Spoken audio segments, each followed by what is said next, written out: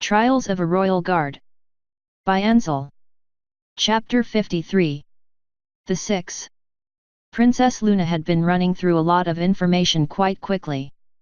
Details about the memory enchantment, how to use it, how brilliant it was, and how Nocturna's memory had taught her all about it.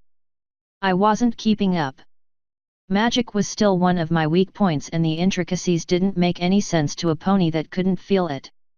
It was important to her, however, and she was eager to share, so I listened. Now, Silent Night, this is critical. Nocturna taught me other things as well. Simple details about life that I had forgotten due to the enchantment. This is keenly important when it comes to our purpose in Equestria. We ponies of the House of the Night are responsible for the minds of our subjects, while the House of the Day is responsible for their bodies. The princess was going on, having now shifted subjects. That was somewhat of a relief. I rolled over onto my back, enjoying the thick cloud that was supposed to be my bed. How was I going to protect a pony's mind? I could barely protect mine usually. Thankfully, as best as I could figure, the afterlife was doing that now. With the memory enchantment broken, I remember meeting Kalinda when I was a unicorn and talking to her about her visions. It fascinated me and was a set of powers I deeply wanted to cultivate.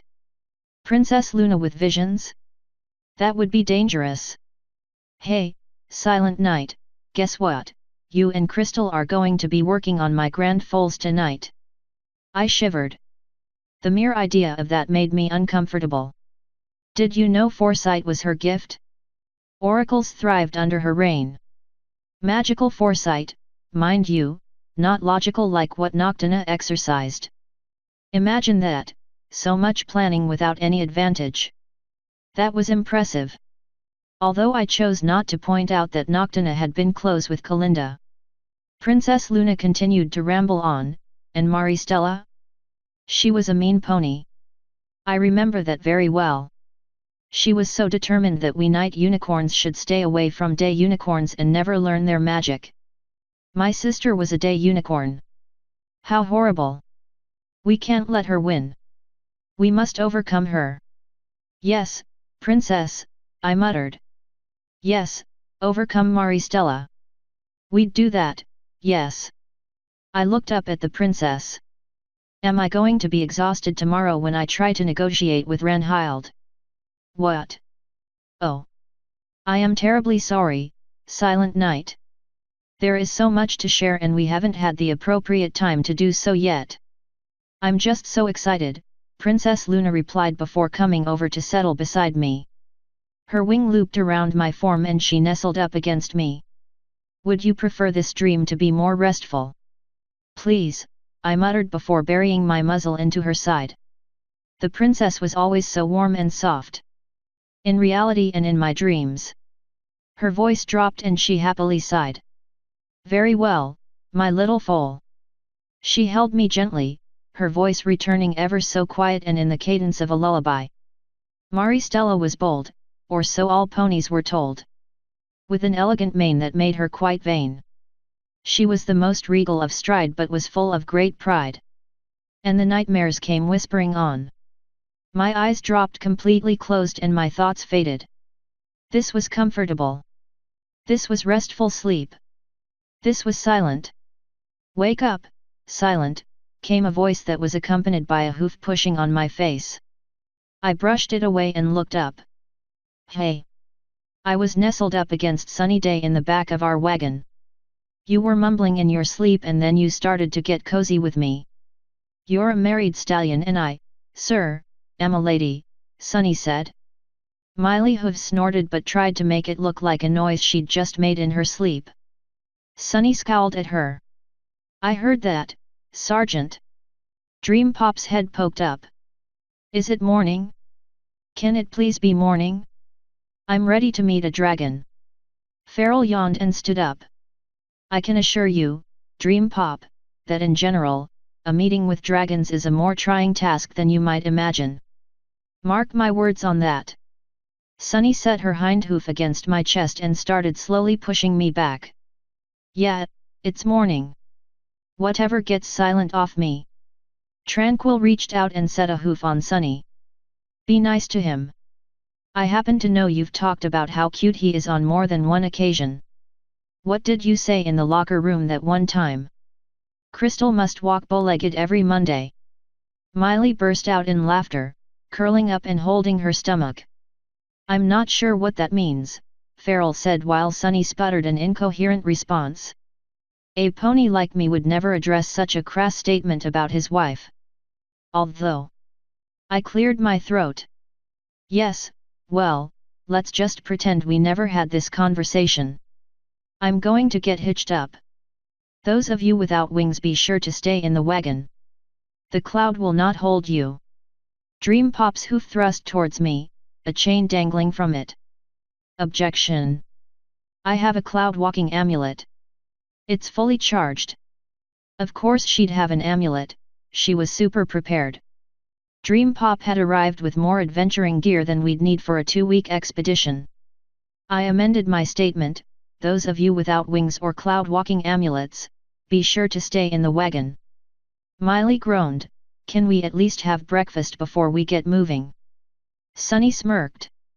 What, you can't eat while Silent does all the work pulling us? Miley's eyes narrowed, what is up with you? First you're anti-Silent, then you're pro-Silent.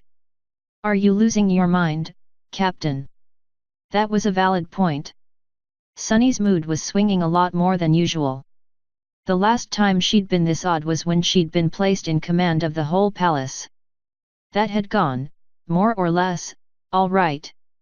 Now see here, you little bee pony. Dream Pop said loudly. Pony. Sunny repeated. She took a breath and then her voice came down. I'm just feeling a lot of stress, okay? Most of you seem excited about this, but I'm not. I might thump my chest and talk a big game, but when it comes to destiny and stuff, I feel small. I am swinging back and forth between feeling sorry for Silent for having to deal with all of this, and being angry at him for dragging me into it and, yes, I know he didn't actually drag me into it. The others fell quiet. Except Dream Pop. She gave Sunny a big hug. Good. See every pony, Sunny was angry and instead of lashing out, she expressed her feelings and fears. She let herself be vulnerable and that is super okay. Does any pony have anything to say to Sunny or in general? I think we should all be on the same page if we're going to be a team. My heart went out to Sunny. I'd been in her exact place before. Finding out I'd been part of an ancient alicorn's plan had been pretty overwhelming. Tranquil cleared her throat. I understand how Sunny feels. She looked over at me. I am really sorry, Silent Knight, but I still blame you for what happened with Alistair. I know I'm not innocent in it and ultimately made the choice to help, but I blame you. I'm trying to get past it, but it is hard. That is why I see what Sunny is saying. I leaned against the edge of the wagon. This was an unexpected turn of events, but, if we were going to function as a team, perhaps Dream Pop was right. Maybe it was best to get this out before we wandered into a dragon's lair. Dream Pop's head bobbed. Good. Let it out. Any pony else? Miley raised her hoof. Every pony waited but she didn't speak. Finally, Dream Pop pointed at her. Miley. I don't blame Silent Knight for anything. I just feel bad for him and for having not gone with him to war. Guilty, you know. Guilty I didn't go and guilty I'm extremely glad I didn't go. Miley squirmed a bit, rubbing her forehooves together. I don't want to die. I don't want some griffin to stab me. I should have gone, though. Just like he and Tumble did. We were squad mates. We came up in the guard together. When he needed me, I hid here at home. I'm not brave like he is. That wasn't true.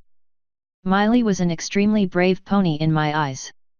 Some ponies had to stay home to protect Princess Luna and Tumble, and I had gained nothing but trouble in the war. Dream Pop nodded. That is super okay, Miley. It really is. I don't want to be stabbed by a griffin either. Any pony else? Feral.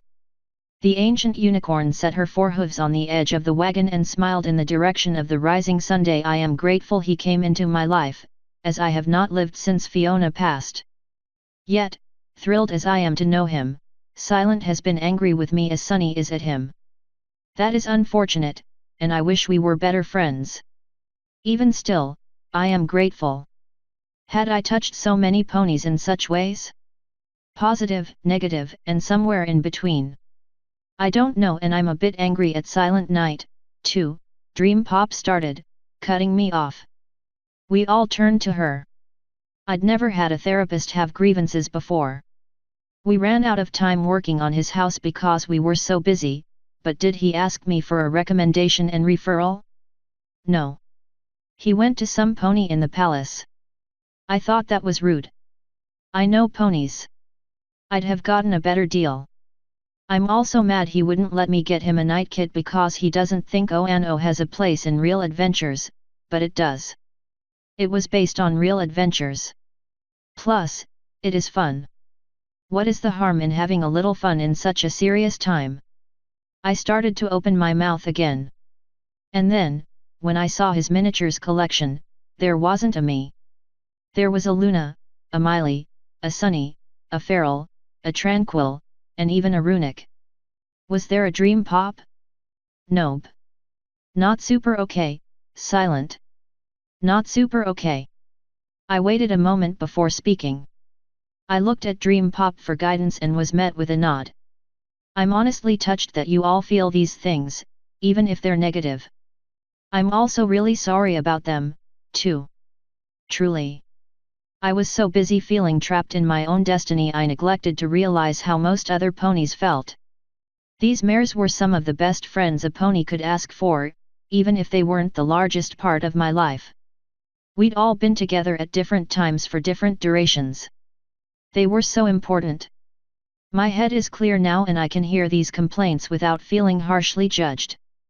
Please know that I really do like you all. Even you, Feral, I did blame you, but I don't now and I won't ever again. I shifted to Sunny and reached out a hoof to bump her chest. Sunny, I do appreciate that you want to protect me and I'm sorry you're caught up in this. I'm honestly glad you are though. You're my partner and guards need good partners. You know that. And Miley, you're not a coward. You are brave. Not wanting to go to war doesn't speak to who a pony is. You'd never hesitate to do what needs to be done. You'll work until the job is complete. Those were the relatively easy ones. I sighed and turned to Tranquil. Now, Tranquil, as far as before goes, you have every right to be angry. I was a poor mentor. I put my own feelings first and it led to you and Crimson being hurt. Regardless of it being your choice, it was still my influence. That was my failing. That only left Dream Pop in a relatively strange set of gripes from her. Perhaps she wanted to set an example for the others. Perhaps she really was angry. Either way, I'd come to rely on her a lot. Dream Pop, I'm really sorry about those things. They were careless, but I meant no ill will. I just haven't had time to paint a figure for you yet. In my defense, I was dead for a little while. Miley looked over at Dream Pop. That is a pretty good excuse. Dream Pop giggled and then clapped her hooves. Yes, yes it is. Okay every pony, this is a great start. As a team we're getting our issues out there. The pigtail-maned mare threw her hooves out. Now, every pony hug and we'll meet again on these topics later. For now, there be dragons to meet. Bring it in, girls. Every pony stood there a moment, blinking. I didn't want to leave Dream Pop hanging with her forehooves open, so I hugged her. Ah, Miley squeaked before hugging us too. Sunny leaned in and joined us. A few seconds later, Tranquil and Feral hugged us, too. Dream Pop squealed in delight. Yay! There we go. Alright, let's get moving. I extracted myself from the group and headed back off the wagon to hitch myself up.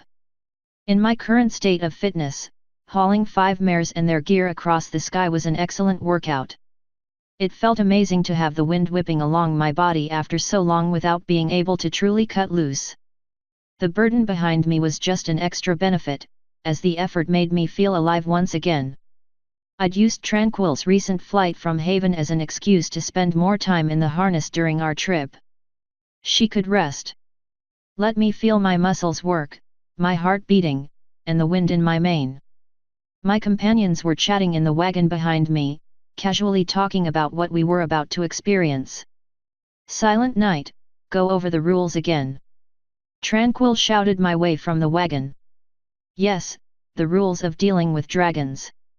I'd become an expert in that field and had given the others a quick overview of them. That wasn't sufficient, so covering it again was a good idea. My powerful wing pumps slowed as I allowed momentum to carry us forwards. "All right, listen up, every pony.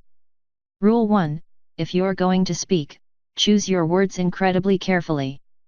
Dragons hold you accountable to them regardless of how far-fetched or potentially sarcastic they are. Let me be clear on that. Smart remarks and sarcasm will be taken literally. If you tell a dragon to bite you, they might. Sunny. I'm not going to be rude to or snippy with the dragons." Sunny called. "We'd see about that. Second rule, in this instance, you represent the princesses. You are no longer an individual. As far as the dragons are concerned, anything you say will be looked at as binding. Be certain that you understand what you're offering. Third rule, you must not offend the dragons. Do not suggest they are weak or need anything from you. Your offer must be humble and mutually agreeable. Silent Night, I cannot help but notice that you keep saying you and not we," Farrell shouted into the wind. She was a clever mare. I'd expected Dream Pop to catch on, but she seemed too excited about the dragons. This was something that I hadn't mentioned before. The timing hadn't been right. I cleared my throat. "Yes, I will not be negotiating on behalf of Equestria. I'd also like to note that, should things go sideways, I'll be fighting on behalf of the Obsidian Dragons against you." "You what?" Sunny practically screamed at me. "We have an arrangement, Sunny. I gave my word that I would protect them from pony aggression. I'll be there to mediate, but I cannot take our side. I'd lose all credibility and that would make the negotiations harder. By honoring my agreement, the Obsidian Dragons will immediately see that ponies do have credibility."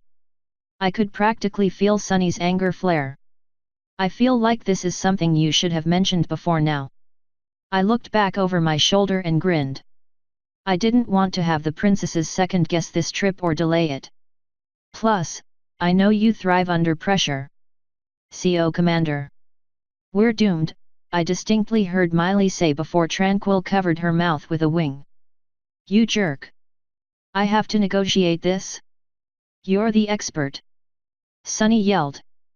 "No, you all will negotiate it with your individual talents. I'll mediate. You have the skills. We'll be fine, or dead.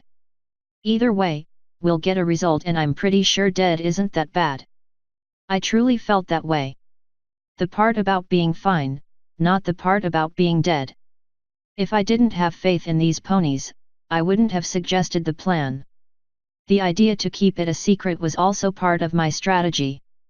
I didn't want Sunny to overthink this. She was a dynamic mare, not a planner. Sunny's anger fell into panic. "I need to prepare. Give me time." I looked back ahead and saw that Midnight's Peak was looming right in front of us. "You have about 10 minutes. We're almost there. You giant jerky jerk." Sunny wailed as I pumped my wings all the harder. I could see the entrance in the distance and I intended to get us there in record time. I had to because time was a resource we were running out of. The warning had been clear. We had a lot to do if we were going to defeat Maristella, and eventually I'd be more of a liability than an asset.